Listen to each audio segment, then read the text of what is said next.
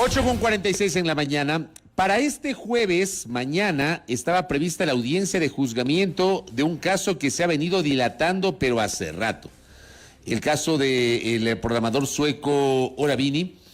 Sin embargo, otra vez quedó diferida la audiencia. Vamos a conversar sobre aquello con el doctor Carlos Soria, quien patrocina la defensa de Ola Vini. ¿Cómo le va, doctor? Bienvenido. Gracias, muchísimas gracias por la invitación. Un saludo a los radioescuchas. Bueno, ¿qué pasó? ¿Por qué este diferimiento? Qué buena pregunta. Es una violación más a las más de 100 que ya hemos denunciado. Recibimos ayer con sorpresa una providencia del Tribunal Penal de Juzgamiento en donde se aceptaba una solicitud por parte de la Corporación Nacional de Telecomunicaciones de diferir la audiencia, y la razón es la que más nos llama la atención, Fabricio, es porque el señor gerente general de la compañía, que actuaría como víctima en este caso, porque ellos, recordemos que presentaron una acusación particular, tiene que trasladarse a la ciudad de Cuenca a cumplir agenda en territorio. Y esto nos comunican el día de ayer, que han dicho o han pedido esto desde el día lunes. Jurídicamente no existe una razón suficiente para suspender o para diferir una audiencia por este motivo. Acordémonos que la Corporación Nacional de Telecomunicaciones presentó primero una acusación particular en contra de Ola Vini por un supuesto ataque a la integridad de sistemas informáticos. Luego, cuando Fiscalía decidió cambiar el tipo, hacer una reformulación de cargos, esto fue un acceso no consentido. Lo que hizo la corporación anterior a este gobierno, lógicamente, fue presentar un alcance a la acusación particular. Es como que yo te diga, tú mataste, así que yo te acuso a ti porque le mataste a mi suegra. Pero ¿sabes qué? Como la Fiscalía dice que ya no has matado, sino que simplemente has intentado hacerlo, entonces ahora ya no te digo que has matado, sino ahora te digo que lo que dice la Fiscalía. Es decir, no hay un principio de congruencia, no hay congruencia entre lo que dice la CNT y después de lo que acusa. Y después reformulan cargos y hacen un alcance sin pies ni cabeza. Y sobre la base de esto nos sorprende mucho que por las actividades que tenga, muy importantes desde luego, el señor gerente general de la Corporación Nacional de Telecomunicaciones en la ciudad de Cuenca, no entendemos por qué esta es una razón para la suspensión, no existe razón jurídica. Tomemos en consideración algo muy importante, Fabricio. La logística para este juicio es extremadamente alta. Tienes traductores en sueco, tienes traductores en inglés, tienes a la familia de Ola Vini que ha venido desde Suecia, tienes a los testigos que tienen que trasladarse desde algunos lugares hasta Quito, e incluso tienes que coordinar todos los testigos internacionales, porque aquí cabe destacar que existen testigos internacionales, más de 5 testigos internacionales que iban a declarar en el juicio de Ola Vini. Y todo eso... ¿Y que están aquí? No necesariamente aquí. Telemáticamente. Telemáticamente, claro. Entonces las coordinaciones... Casi me olvido de que hoy podemos hacerlo telemáticamente. Sí, además. Pero todo eso tuvo que verse afectado porque el señor gerente general tiene que hacer agenda en territorio en Cuenca. No sabemos cuál es la necesidad urgente que tenga el señor gerente para trasladarse a Cuenca y no comparecer. Pero eso no es todo, Fabricio. Imagínense que en todas las audiencias hasta este momento, desde que la CNT ha sido considerada como víctima y ha presentado la acusación particular, ningún gerente general de la institución ha estado presente en las audiencias. ¿Por qué? Porque tienen procuradores judiciales, Fabricio. La supuesta víctima, que no es víctima para nada, es una compañía, es un ente jurídico. Entonces, no puede comparecer por sí misma, sino a través de su gerente, no es una persona natural. Entonces, para esto está designado en el juicio un procurador judicial y lamentamos que la decisión del tribunal, aunque lo respetamos, sea diferir la audiencia porque no puede comparecer el gerente general. Ojalá que para la próxima fecha comparezca en persona el gerente general. Todavía no sabemos la fecha. Eso es lo más extraño. La misma CNT solicitó que se difiera y que se asigne nueva fecha y hora. Sin embargo, el tribunal nos ha comunicado del diferimiento, la suspensión de la audiencia, pero no nos ha dado una nueva fecha y una nueva hora para esto.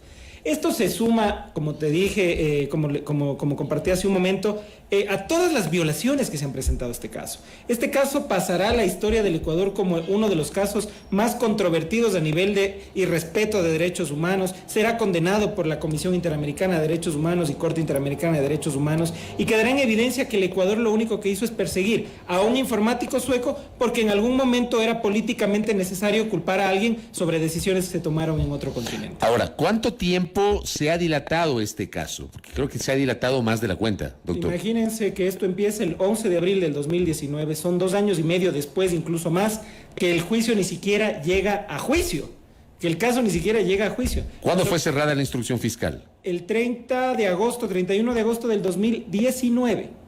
Según la ley, usted en 15 días, máximo en 20, tiene que tener la audiencia la audiencia preparatoria. 31 de agosto del 2019. Y no tenemos la audiencia. ¿Cuándo fue la audiencia preparatoria de La juicio? audiencia preparatoria terminó en diciembre del año anterior. ¿Del 2020? Del 2020. Y nosotros recusamos a la jueza Yadira Proaño precisamente porque dilató todo el proceso y demostramos en un juicio que lo hizo intencionalmente, sin justificación alguna. Y el momento que fue recusada, ella le notifican el juicio de recusación y nos llama a reinstalación de audiencia. Todo completamente orquestado para irse en contra de los derechos, en este caso, de un ciudadano. Esta recusación de la jueza fue aceptada por la Administración de Justicia. Entonces, hubo este cambio de autoridad judicial, ¿no? Sí, la recusación en audiencia fue aceptada, se dispuso el cambio y la señora jueza apeló, diciendo que no le han notificado a tiempo para poderse defender y que por eso no compareció a la audiencia. Pero apela, es decir, valida lo que pasó para ejercer su derecho a la apelación. Todas estas estratagemas y leguleyadas que lamentablemente están inmiscuidas dentro del sistema y que son utilizadas por, en este caso, jueces que la verdad me voy a guardar los adjetivos, porque es algo que no se puede concebir en un Estado constitucional de derechos. Este tiempo que ha pasado desde que comenzó el caso, desde que fue detenido Olavini, se dio la indagación, luego la instrucción fiscal y todos estos detalles, ¿suele ocurrir en los procesos judiciales o es llamativo para este caso en particular, doctor? Es exclusivamente llamativo. Las reglas sobre el procesamiento y enjuiciamiento de una persona son claras. Usted tiene máximo 90 días para instrucción fiscal, podría ser ampliado 30 días más, en 15 días tiene que tener la audiencia preparatoria, pero existen recovecos dentro de la legislación penal que no establecen un tiempo máximo para que se lleve la audiencia de juicio. Sí la preparatoria, pero no la de juicio. Y esto hace pues que caigan en este tipo de vicisitudes los procesos. Lo que llama en atención a esto es que en el peor de los casos, Fabricio, en el supuesto caso no consentido, que no puede pasar legalmente porque incluso habría un tema de suspensión condicional de la pena. Si Olavini es ratificado en última instancia como culpable de un supuesto delito que jamás se ha cometido, lo que le podrían dar a él, porque no tiene antecedentes citados, serían 3 años. Vamos, 2 años y medio esperando el juicio. Es una sentencia anticipada lo que ha pasado. Le metieron 71 días preso. Y ahora 2 años y medio después todavía no puede conocer su futuro. ¿Cuál es el estatus hoy de Olavini?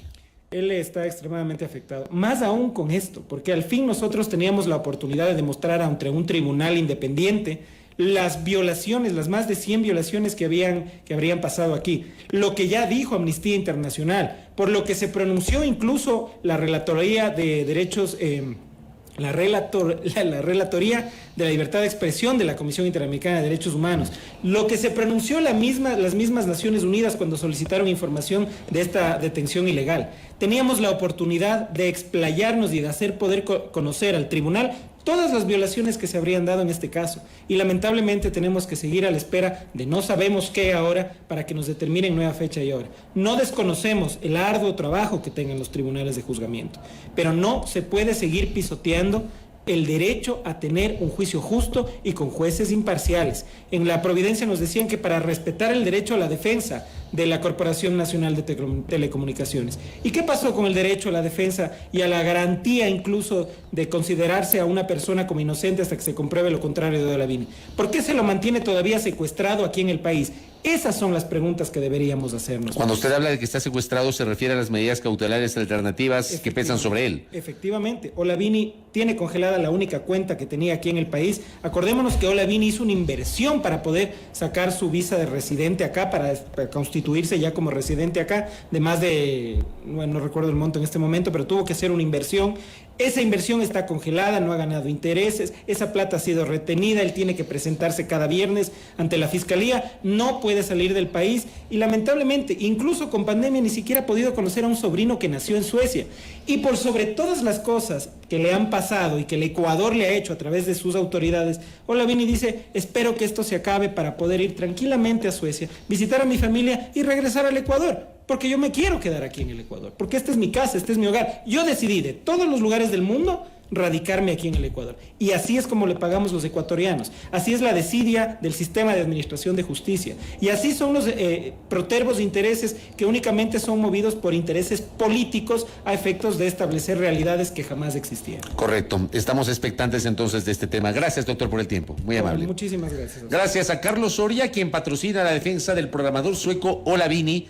Estaba prevista la audiencia de juicio mañana y ha quedado diferida por un pedido de las autoridades de la Corporación Nacional de Telecomunicaciones. La fecha está pendiente, depende obviamente de la Administración de Justicia. 8 de la mañana, 56 minutos en A Primera Hora.